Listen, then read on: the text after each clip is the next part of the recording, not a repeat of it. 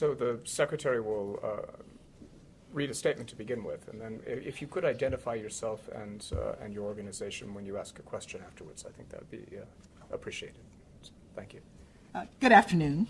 I'm Linda Thomas-Greenfield. I'm the Assistant Secretary of State for African Affairs from the Department of State in Washington, and I have just concluded a 2-day visit to Zambia, and I thought I would spend a few moments and share with you some of my observations and what I've been doing here, and talk a little bit about our relationship with Zambia. Zambia has a very strong democratic tradition, and you play a very positive role in the region. You're known internationally as being among one of the most stable and democratic countries in the region. And you're an important player in regional peacekeeping efforts, which was a key part of what I wanted to do. I'm traveling with colleagues from our Africa Command who were here with me to honor and commend the Zambian Army, Zambat 1, which has played a critical contribution to regional security, notably through its contribution to UN peacekeeping operations in Central African Republic. And one of the highlights of this visit was reviewing some of the troops from Zambat 1. They participated in U.S.-led training prior to deployment to CAR, and they really played a crucial role in helping the government of Central African Republic achieve the successful elections and the peaceful situation that they are experiencing right now. There's a second Zambian battalion, Zambat 2, that is currently in CAR and working with this government to help to maintain the peace. We look forward to Zambia reaching its full potential as a regional leader, not only in the area of peace, but also in democracy as well as foreign policy. We value our positive bilateral relationship with Zambia. The United States and Zambia have worked together to overcome major health challenges, economic challenges, as well as others. And Zambia, as you know, was a recipient of nearly $500 million in U.S. government assistance in fiscal year 2015. The August 11th elections that is coming in the next 6 or so weeks are important to Zambia meeting aspirations as a regional leader. The elections matter to the United States. It matters to our government. It matters to the region, and they matter to the international community as well as to the Zambian people. Zambia has built itself a democratic tradition that should be jealously and courageously guarded. We would like to see Zambia play a greater role in the region, but the country's reputation is on the line during this pre-election period and on August 11th. The August 11th elections must be free and fair, transparent, credible, and more than anything, peaceful. The goals of my visit to Zambia is to urge political leaders to stress that the elections must be peaceful. With Zambia's leading political candidates, the visit was to stress the importance of free and credible and peaceful elections. Unfortunately, President Lungu was not available to meet with me during the visit. However, I did have the opportunity to meet with the UPND presidential candidate, Hakainde Hichilema, to stress these points and to encourage that he make every effort to discourage any of his supporters from participating in any electoral violence. And I would like to make that statement even stronger here to the press, that no individual should allow themselves to be used for political purposes and commit violent acts against the people of Zambia. I also want to note that press freedom is an integral it's integral to free, fair, and credible and transparent elections. The press must be able to report on the election, to let people know what is going on and what is being said. So for that reason, the timing of the closure of the Post newspaper, and I'm pleased to hear that there's a Post reporter here with us today, the closure by the Zambian Revenue Authority only weeks before these important elections are of deep concern to us. The closure of the posts is the loss of an independent voice during the campaign period and the election cycle. The United States government urges the government of the Republic of Zambia to work with the Zambian Revenue Authority and the posts to find a way forward that allows the Post to begin to pay us back taxes. So we are not supporting the Post not paying us taxes, but also allow the Post, which is a voice, an independent voice, to immediately resume reporting.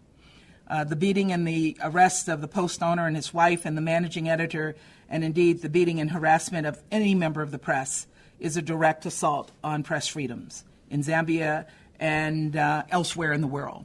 And it calls into question the possibility of a free press and a credible election in August. And I have to say that it was particularly stressful for me to have that happen during my visit to this country, which, again, does not bode well for the future.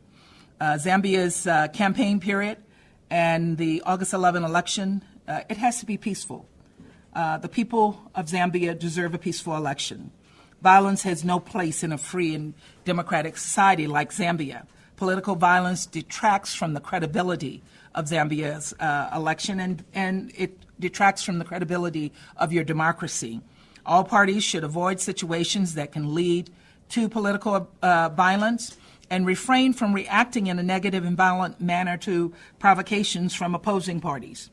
All political parties should speak out publicly against acts of violence and make frequent and strong statements condemning violence perpetuated by both sides, and party leaders have to understand that they are ultimately responsible for the actions of all their party members that are done in their names. Zambia's police, I would encourage, should honor their role as protectors of the people and not engage in actions that undermine the public order to benefit politics. Zambia's defense forces should also maintain their time-honored tradition of impartiality in the conduct and security of elections. The United States government does not support any Zambian political party or candidate. Our candidate for the August 11 election is the Zambian people and its democracy. And that's the same candidate we support in any country's election. The people must be free to choose the candidate of their choice on August 11th without pressure, without fear, without intimidation, and without coercion. I will stop there, and I look forward to your questions. Please identify yourself as you ask questions.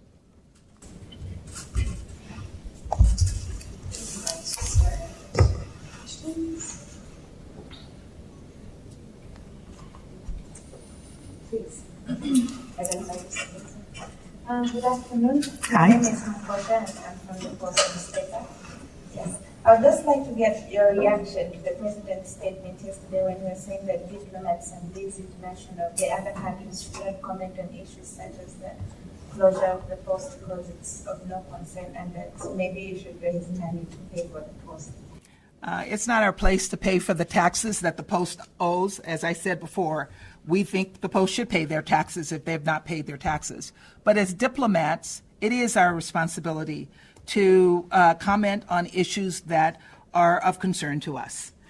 This is not new in the diplomatic world. It happens all over the world. We issue statements, and the United States, along with other entities here, also who issued statements. We issued those statements because we were concerned that this was really a step backward on press freedom.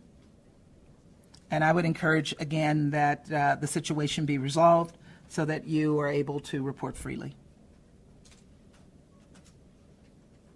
Yes, sir. My name is James Kunda from the Times of Zambia. I wanted to find out if the U.S. government has set aside any aid towards Zambia hosting the elections, any financial aid coming through, anything like that. Good. We have supported the elections through building capacity within civil society to monitor the elections, and I don't have all the details. The ambassador might be able to help me with the details on that. Sure. Well, we've actually talked about this before with the press, but the sum total of our assistance is a little less than $4 million. A portion of that is going to ECZ, a portion of it is going to CCMG. A portion of it also went to political party training, and I think actually relevant to the question that was asked a moment ago. I mean, the U.S. government has a very firm policy when it comes to providing financial support to political parties or to media outlets. We don't do it. We'll help pay for training, but we don't provide financial support of any kind, either to political parties or to media organizations. So $4 million is more or less $4 million. Yep.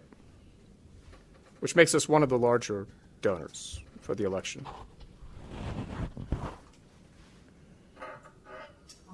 Good afternoon. Oliver Singer from the Post again. It's very clear that the government is using the Zambia Revenue Authority to clamp down, close the post newspaper. It is evident from what happened yesterday. There's a court order that indicates that operations will normally to allow the post newspaper carry out its daily activities, and as well as meet its obligation to pay the assumed tax. Okay. It's very clear they want to clamp down, and they've done that.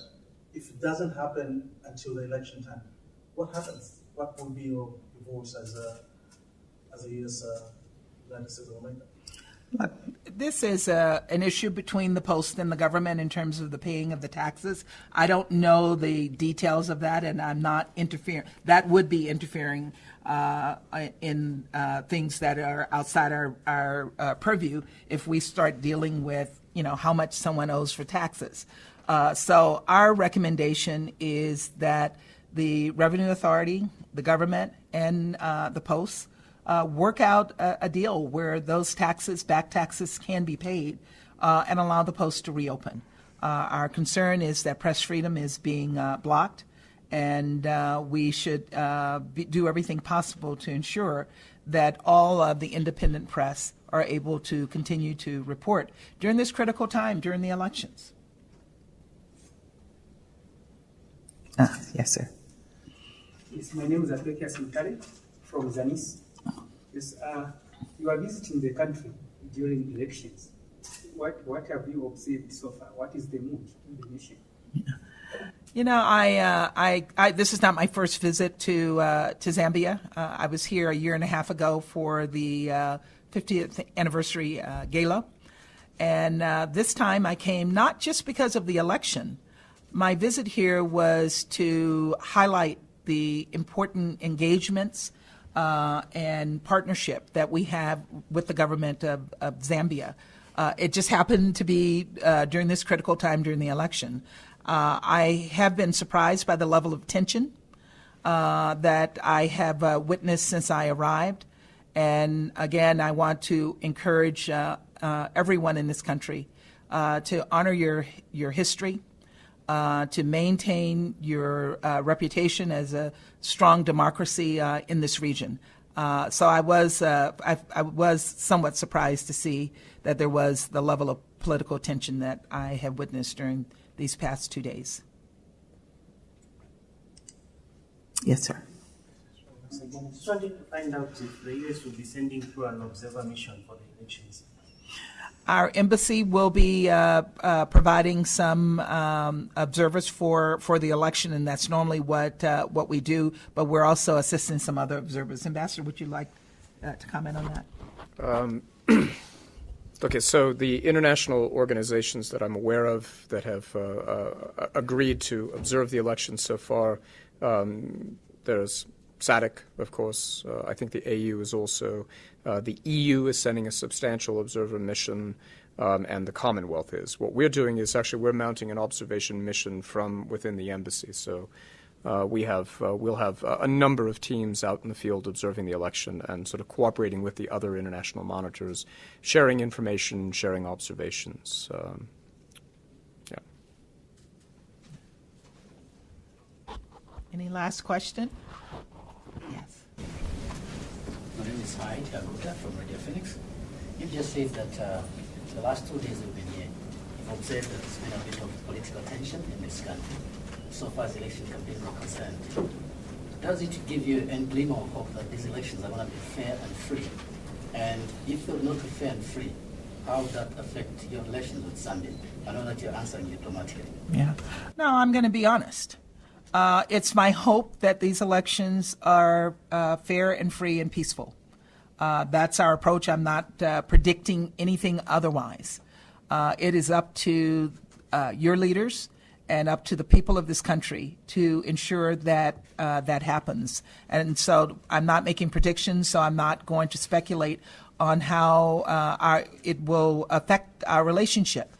We have a strong relationship and a strong partnership with this country and with this government. And there's nothing more important to me than seeing that that relationship continue to thrive and prosper to the benefit of the people of Zambia. One more. Well, I'll take Sorry. that one more. My name is Mark Kamidili from Waterpen Radio Station. Yes, I'd like to get your thoughts.